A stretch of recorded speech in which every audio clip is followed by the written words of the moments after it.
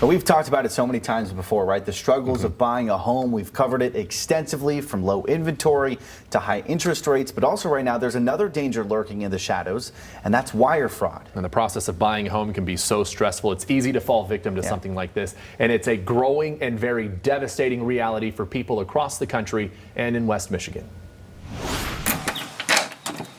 When Stacy Robach shows a home, it's no longer just about layout and aesthetics. I'm a pretty hands-on realtor. She leaves no faucet unturned. With low inventory and high interest rates, finding a perfect home for her buyer is as hard as it's ever been. Her clients will often waive inspections to sweeten an offer, which means showings these days aren't limited to how it looks. We even do an exterior walk that isn't just, oh, look at this pretty lot. It's, let's look at the siding, let's look at the foundation. But one thing even an inspection wouldn't just put a wrench in the buying process.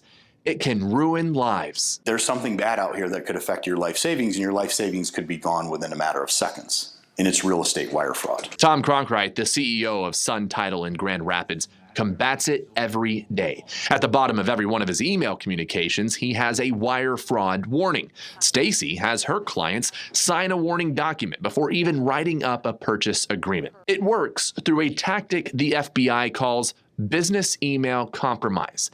A scammer posing as a title company can use what looks on the surface like a legitimate email just to get you comfortable with using them. And then right at the right time, if it's a buyer, they'll impersonate the title company for the sole purpose of redirecting that wire into the fraudster's hands. And when I say it's prevalent, you're talking about hundreds of millions, if not $1 billion a year getting lifted out of the real estate sector every single year. And the scammer, in a sophisticated process, can create synthetic identities of all parties involved, from the buyer, title agency, to the realtor. The average loss they're seeing with rising prices is at $350,000. We've had some very dark and challenging conversations with victims because you feel, and I felt that way, you feel violated, you feel ashamed, you feel like you did something wrong. Tom has felt that pain personally. In 2015, they were in the process of closing on the sale of a gas station.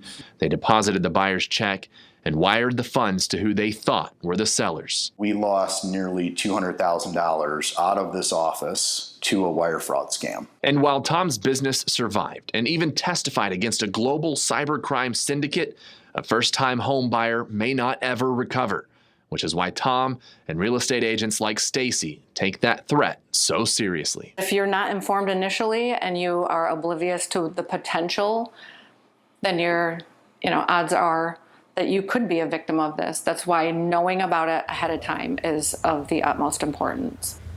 Now, Tom with Sun Title tells me wire fraud real estate is just a bullseye for fraudsters. And because of his personal story and experience with it and prevalence of wire fraud in general, he's the co-founder of a program called Certified, which is a leading technology defending against real estate wire fraud.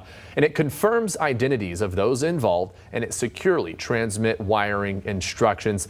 And it's pretty popular, too. It's used in about 10% of transactions nationally. We have a link to that in this web article. But there are also things to look out for to help protect yourself. You can look for emails that look like they're from your title agency, but maybe it has a Gmail domain name. That could be a big red flag. Maybe it has a dash or numbers that throws it off just a little bit. Never send funds without verifying the source of where those requests for transfers come from.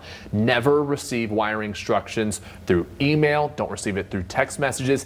Even don't take it through overnight mail, because some of the scammers will use FedEx. Don't give in to pressure tactics as well. Sometimes scammers will threaten the loss of the transaction.